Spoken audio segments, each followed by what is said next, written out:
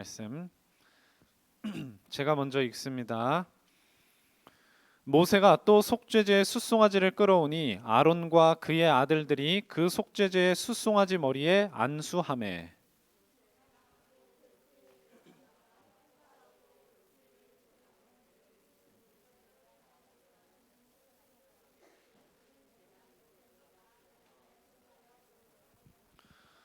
또 내장에 덮인 모든 기름과 간 꺼풀과 두 콩팥과 그 기름을 가져다가 모세가 제단 위에 불사르고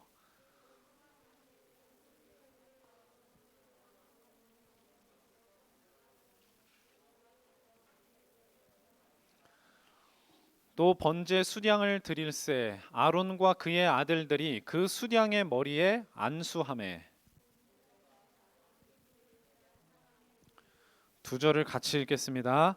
그 수량의 각을 뜨고 모세가 그 머리와 각든 것과 기름을 불사르고 물로 내장과 정강이들을 씻고 모세가 그 수량의 전부를 제단 위에서 불사르니 이는 향기로운 냄새를 위하여 드리는 번제로 여호와께 드리는 화제라. 여호와께서 모세에게 명령하심과 같았더라. 아멘. 여러분, 하나님이 살아계시는 거 믿습니까? 하나님이 지금 온 세상을 다스리고 계시다는 거 믿으세요? 근데 하나님이 다스리시고 역사하시는 방법이 뭡니까? 결국은요, 하나님이 이 세상을 다스리시는 방법은 사람이에요. 사람을 통해서 역사를 하십니다. 그래서 좋은 뜻에 쓰임 받는 사람도 있고 나쁜 뜻에 쓰임 받는 그런 사람도 있어요. 그런데 하나님이 좋은 일에는 어떤 사람을 쓰시겠습니까? 하나님이 정말 중요한 일, 하나님이 보시기에 너무나 중요한 일, 아름다운 일, 그런 일을 과연 누구에게 맡기시겠냐, 그거예요. 오늘 성경 본문은 전부 누구에 대한 이야기냐면 제사장에 대한 이야기예요. 제사장이 번제를 드릴 때, 속죄제를 드릴 때 이렇게 해라 하는 말씀들을 쭉 우리에게 지금 알려주고 계시는데, 그래서 오늘 우리는 이 말씀을 통해서 하나님이 이와 같은 제사장의 직분, 중요한 이 직분을 누구에게 맡기시겠느냐, 그것을 우리가 한번 잘 말씀을 통해서 알아봐야 되겠습니다. 자, 오늘 보니까 피를 발라라, 그런 말씀이 나와요. 피를 발라라. 그래서 뭐 귀퉁이에도 바르고 뭐 전부 뿌리고, 그래서 어떻게 하라는 겁니까? 거룩하게 하라. 왜 이렇게 피 이야기가 많이 나오느냐? 첫 번째입니다. 구원이 바로 이 피로부터 얻어지기 때문에 그래요. 구원은 무엇으로부터 옵니까? 우리가 동물의 피, 다른 여러 사람의 피도 다 피라고 하지만 우리를 구원하는 피를 보혈이라고 그래요. 보혈. 이 보혈을 흘리신 분은 딱 한 분밖에 안 계세요. 그분이 누구신지 아세요? 네, 예수님이시죠. 그래서 예수의 보혈이다. 그래서 보혈에 관련된 찬송을 우리는 많이 부릅니다. 그 피가 우리를 구원하기 때문이에요. 그래서 그 피를 예수님 오시기 1400여 년 전에 이스라엘 백성들에게 깨닫게 하시려고 이렇게 짐승을 잡아서 죽여서 피를 뿌리고 바르고 시키신 거예요. 자, 그래서 예수님이 우리를 위한 대속물로 오셨다. 마가복음 10장 45절에 나오거든요. 제물이 없으면 뭐가 없다? 구원이 없다. 그 제물이 피를 흘리는 것이 없으면 구원이 없다. 히브리서 9장 22절에 율법을 따라 모든 물건이 피로써 정결하게 된다. 그러니까 피를 자꾸 바르라는 이유는 정결하게 하기 위해서다. 거룩하게 하기 위해서다. 그런데 그렇게 하는 이유가 뭐예요? 피 흘림이 없이는 뭐가 없다? 여러분, 우리가 구원받은 것의 가장 중요한 내용이 뭐 다른 것도 언급이 되지만은 죄를 용서받는 거거든요. 피 흘림이 없은즉 사함이 없다. 죄 사함이 없다. 죄 용서 받음이 없다. 죄를 씻음이 없다. 그 말입니다. 자, 그런데 이 죄사함의 피를 흘리신 분이 누구냐면 구약의 이스라엘 백성들처럼 짐승이 아니라 바로 제사장이신 예수님 본인이셨다. 그래서 자기가 피를 흘려서 죄를 속하신 제사장은 예수님밖에 없어요. 그래서 그 제사장을 우리는 큰 대제사장이다 이렇게 부릅니다. 성경 말씀에. 그래서 이 큰 대제사장은 한 분밖에 안 계세요. 누구겠어요? 예수님이시죠. 유일하신 큰 대제사장. 여러분 대가 무슨 뜻이에요?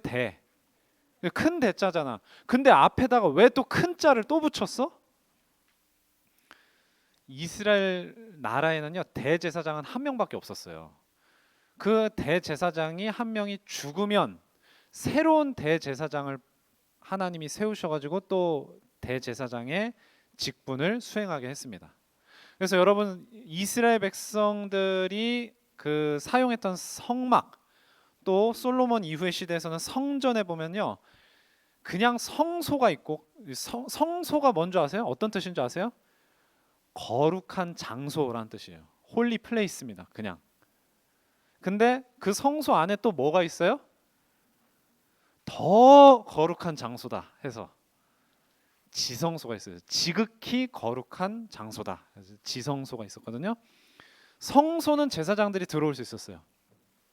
근데 그 성소 안에 있는 지성소에는 누구만 들어갈 수 있었어요? 딱 한 명밖에 없는 대제사장만 들어갈 수 있었어요. 근데 그 대제사장도 지성소에 딱 들어갔는데 정결하게 되지 않았어. 무슨 말이에요? 죄가 있는데 번제와 화목제와 이 속죄제를 통해서 그 죄를 해결하지 않은 상태에서 깜빡 잊고 지성소에 들어갔다. 어떻게 됐을까? 그냥 죽었어요. 대제사장님께서 돌아가셨어. 그럼 죽은 사람 움직일 수 있어요? 없어요? 못 움직이잖아. 그러니까 그 시체 가만히 내버려두면 어떻게 돼? 썩잖아요. 그러니까 어떻게 해야 돼? 죽은 사람은 장사를 지내야 되잖아. 장사. 그럼 장사 지내려면 그 쓰러진 사람 빼와야 되지. 근데 그 사람이 죽어서 쓰러진 장소가 어디야? 지성소잖아. 시체 사람들이 지성소에 들어갔다 그러면 어떻게 돼? 그 사람도 죽어요. 다 죽어. 다 들어가면. 여러분 성경에 보면 언약궤만 잘못 뚜껑 열어서 쳐다보다 죽어 몇십 명이 죽었다니까. 이방인들이 언약궤에 대해서 모르니까. 그래서 대제사장이 지성소에 들어갈 때는 어떻게 했게요? 몸에다가 뭘 했어? 예, 지민이 말대로 방울도 달았어요. 방울도 달았는데 방울만 단 게 아니라 뭐도 달았어? 그렇죠. 밧줄을 묶어놨어. 그래서 이제 대제사장이 이제 지성소에 들어가서 움직이면 딸랑딸랑 딸랑딸랑 이렇게 움직이면 소리가 들리겠죠? 갑자기 방금 전에 말한 대로 죄를 속하지 않아서 죽었어. 그러면 어떻게 해? 사람이 들어가면 어떻게 돼? 시체 끄내러 다 죽잖아. 지성소에 들어가면. 그래서 끈을 묶어서 들어갔어요. 항상 들어갈 때. 그래서 만약에 죽으면 어떻게 하게? 밖에서 끈을 잡아 당겨서 시체를 꺼내기 위해서 대제사장은 항상 끈으로 묶은 상태로 지성소에 들어갔습니다. 자, 이게 대제사장이에요. 자, 결국은 무슨 말이에요? 대제사장도 죄가 있는 존재예요, 없는 존재예요? 죄가 있는 존재가, 죄가 있는 사람이 대제사장을 하는 거예요. 대제사장도 하고 일반 제사장들도 하고. 그게 우리 사람으로서의 제사장이고 대제사장이라는 거예요. 근데 우리의 유일하신 큰 대제사장은 죄가 있어요, 없어요? 죄가 전혀 없어요. 그러니까 죽어요, 안 죽어요? 안 죽어요. 죽으면 또 새로운 대제사장 뽑고 할 필요 있어요, 없어요? 그래서 우리의 큰 대제사장은 영원한 대제사장인 거예요. 예수님은 영원한 대제사장인 거예요. 예수님이 영원한 대제사장인 이유가 또 하나 있는데 그게 뭐예요? 1번에 3번. 더 이상의 제물과 제사를 필요 없게 만드셨기 때문에 영원한 큰 대제사장이다. 예수님께서 십자가에 달려 돌아가실 때 본인의 몸을 우리에게 죄를 속하는 제물로 내어주신 거예요. 그때 내어주신 제물로서 드려진 제사가 단번에 영원한 속죄를 이루었다. 그때 예수님이 죄를 용서해 주신 게요, 영원한 거예요. 그래서 오늘날에는 구약시대 같이 양과 염소와 황소를 가지고 비둘기를 가지고 곡식을 가지고 제사할 필요 있어요, 없어요? 그래서 우리가 그냥 앉아서 예배 드리는 거예요. 이해되시죠? 우리도 만약에 예수님께서 아직 오시지 않은 시대에 살았다면 어떻게 해야 돼? 우리도 피를 흘리는 제사를 지내야 돼요, 하나님 앞에서. 그래서 그것을 끝내시고 보혈 한 번 흘리셔서 영원한 속죄를 이루신 분이 바로 예수님입니다. 그래서 예수님만 믿으면 된다는 거예요. 예수님이 흘리신 보혈이 어떤 능력이 있는지를 우리 렘넌트들 알아야 됩니다. 두 번째, 자, 그래서 오늘 보면은 이 제사장들을 세우는데 정결하게 하는데 굉장히 신경을 많이 쓰도록 하나님께서 명령을 하십니다. 왜? 제사장이 정결케 되는 것, 제사장이 영적인 능력을 회복하는 것은 이스라엘 민족을 회복시키는 것과 바로 연결되었기 때문이에요. 자, 특히나 이 대제사장은요, 온 백성을 대표하는 신분이었습니다.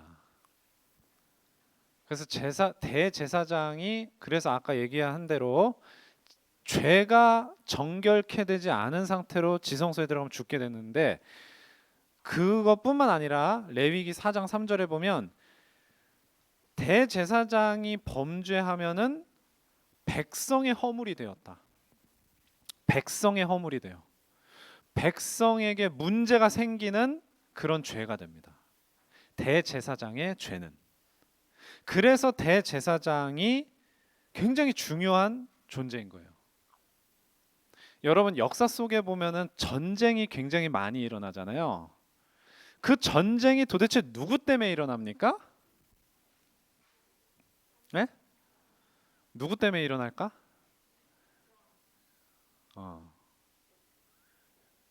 높은 지위에 있는 사람들이 전쟁을 일으켜요? 낮은 지위에 있는 사람들이 전쟁을 일으켜요?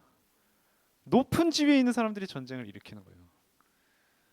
여러분, 백성을 대표하는 지도자들이 잘못하면 문제가 굉장히 심각해지는 거예요. 그래서 대제사장은 죄를 지으면 백성들한테 문제가 오는 거예요. 왕도 마찬가지입니다. 다윗 왕이 잘못했는데 온역 전염병을 내려가지고 하나님이 7만 명을 죽이신다니까, 백성들을. 그러니까 다윗이 하나님 앞에 기도해요. 아니, 내가 잘못했는데 이 백성들은 무슨 잘못이 있습니까? 나와 내 집을 치소서. 그렇게 얘기합니다. 자, 그래서 제사장들을요, 두 번째 보면 먼저 성별하게 만드신 다음에, 성별되게 하신 다음에 직무를 수행하게 합니다. 자, 다른 사람의 죄를 용서해 주는 직분인 사람은요, 본인의 죄가 먼저 용서받은 상태여야 되는 거예요. 레위기 8장 23절에 오늘 우리가 읽은 본문은 아닌데 그 다음 구절에 보면 모세가 아론에게 오른쪽 귓불이, 오른쪽 엄지손가락, 오른쪽 발가락에 피를 바르게 했다. 피를 바르는 그 의식이 뭐를 의미하는 거예요? 왜 오른쪽 엄지손가락, 엄지발가락? 신체를 대표하는 지체인 거예요. 거기다가 피를 발라서 정결케 만들기 위해서요. 그래서 먼저 대제사장이 거룩하게 되는 것을 상징하는 의식이에요. 그 다음에 백성의 죄를 용서하는 제사를 지내라. 그겁니다. 자, 이게 왜 이렇게 중요하냐? 이 대표하는 사람이 중요하다 그랬죠? 성경에 보면요, 여러분, 죄에 대해서 이해하고 있죠? 죄가 어떤 죄가 있고 어떤 죄가 있어요? 원죄가 있고 자범죄가 있잖아. 우리가 왜 하나님을 떠나게 됐어요? 우리가 왜 죄에 빠지게 됐어요? 우리가 왜 마귀의 소나기에 붙잡히게 됐어요? 무슨 죄 때문이에요? 원죄 때문이잖아요. 그 원죄를 누가 지었어요? 우리가 지었나요? 여러분이 선악과 따먹었습니까? 아니잖아요. 누가 따먹었어요? 아담이 따먹었잖아요. 우리 조상 아담이 선악과를 따먹고 하나님 말씀을 어겼는데 왜 우리가 원죄를 갖고 태어난 죄인이 되었습니까? 그것은 바로 우리 조상 아담이 모든 인류를 대표하기 때문이에요. 모든 인류를 대표하는 아담이 죄를 지으니까 모든 인류가 죄로 말미암아 오염이 된 거예요. 자, 마찬가지입니다. 그래서 예수님이 왜 오셨어요? 아니, 예수님 2000년 전에 저 중동의 이스라엘 땅에 오셨는데 그게 나랑 무슨 상관이야? 이렇게 묻는 사람이 있다니까요. 저 사막에 저 광야에 그 땅에, 우리나라는 아시아의 동쪽 끝인데 아시아의 저 서쪽 끝에 2억 마일리 떨어진 땅에서 2000년 전에 그 사람이 나랑 무슨 상관이냐? 하나님이요, 아담을 대신하는 새로운 대표자를 보내시는 거예요. 우리 인류에게. 아담 한 사람으로 인해서 타락했기 때문에 한 사람으로 인해서 구원받을 수 있는 길을 열어주시려고 또 다른 대표자를 보내신 겁니다. 그래서 고린도전서에 쭉 나타나 있어요. 15장에 부활을 설명하면서 사망이 한 사람으로 말미암았으니 죽은 자의 부활도 한 사람으로 말미암는도다. 아담 안에서 모든 사람이 죽은 것 같이 그리스도 안에서 모든 사람이 삶을 얻으리라. 이게 대표자의 원리입니다. 예수님은 우리의 대표자가 되시는 거예요. 그래서 그 대표자 되신 예수님을 의지하는 거예요. 그 대표자가 대제사장, 영원하신 큰 대제사장이 되시는 겁니다.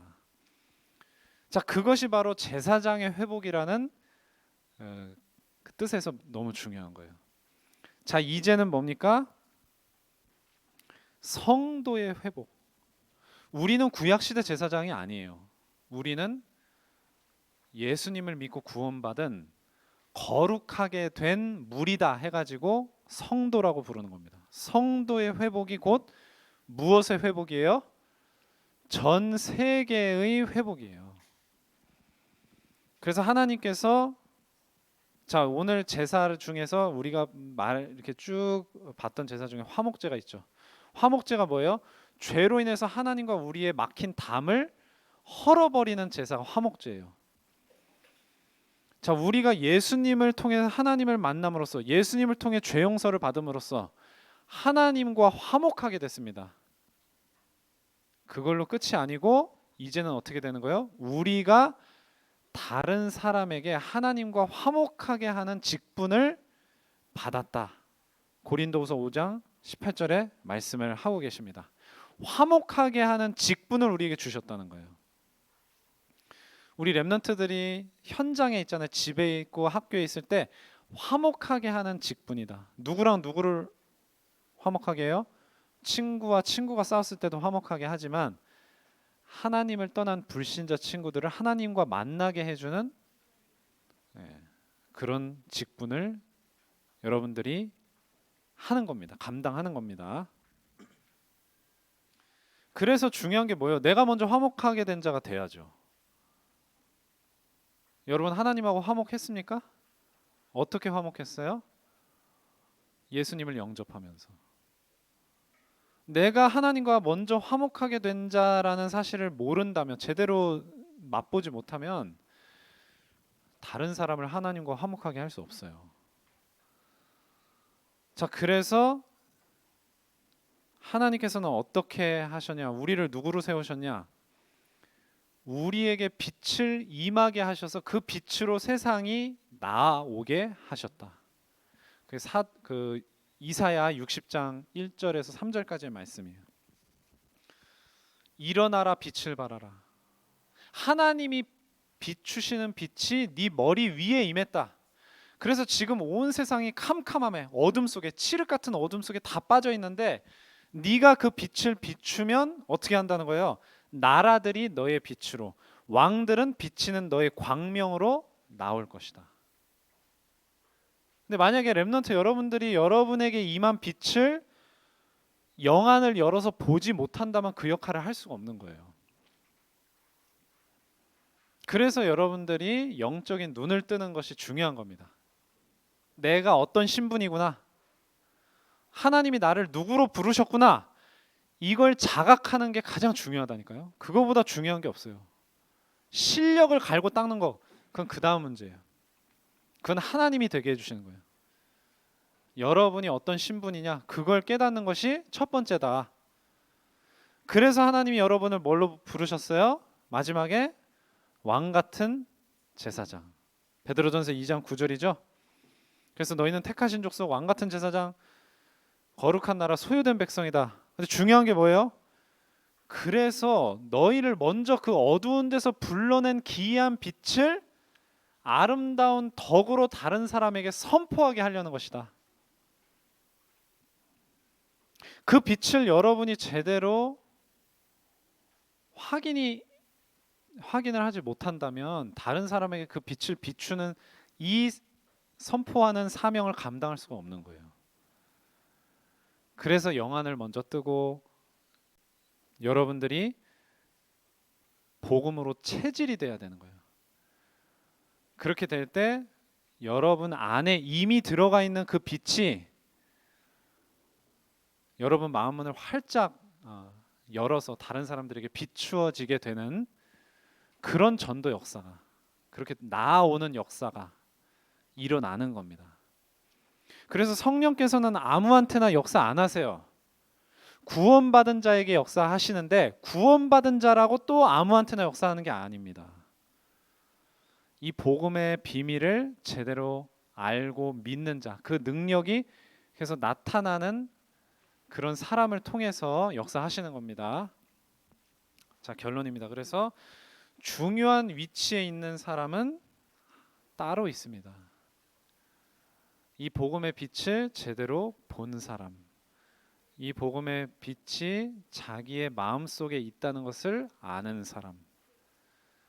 그래서 하나님께서요, 여러분이 그것을 잘 모를 수도 있기 때문에 그 여러분을 중요한 위치에 끌어올리시기 위해서 여러분들을 어떻게 하시느냐? 따로 세우시는 겁니다. 그래서 여러분 훈련을 받는 거예요. 그래서 여러분 예배 드리는 거예요. 그래서 여러분 묵상하는 겁니다. 그래서 여러분 정식기도 하는 거예요. 그런 시스템 속에서 여러분들이 살게 하시는 거예요. 그냥 가만히 내버려두면 알아서 잘할 수 있는 사람 없어요. 전사님도 그렇게 된 사람 아니에요. 하나님께서 무수히 많은 상황과 사건과 환경 속에서 세워가고 계시는 거예요. 여러분들도 마찬가지입니다. 그래서 오늘 제목이 뭐예요? 여러분들은 렘넌트 선교사예요. 렘넌트 선교사에게 필요한 확신을 반드시 갖추시길 바랍니다. 오늘 말씀드린 그 내용입니다. 이것으로 여러분 무장하기를 바랍니다. 기도하고 마치겠습니다. 하나님 아버지, 오늘 하나님께서 우리에게 주신 말씀처럼 우리 렘넌트들이 구원받은 하나님의 자녀로서 그 마음속에 예수 생명의 빛이 깃들어 있음을 날마다 예배를 통해, 기도를 통해, 묵상을 통해 발견하게 하여 주시옵소서. 그 능력으로 무장하고 현장에 서게 하여 주시옵소서. 그렇게 현장에 선 우리 렘넌트들을 하나님께서 사용하시고 하나님께서 저들에게 역사하실 줄 믿습니다. 그래서 많은 세상이 우리 렘넌트들로 인해 환하게 빛을 비추어 밝아지게 하여 주시옵소서. 이 모든 말씀 예수 그리스도의 이름으로 기도합니다. 아멘. 우리 복음기도 전도의 뿌리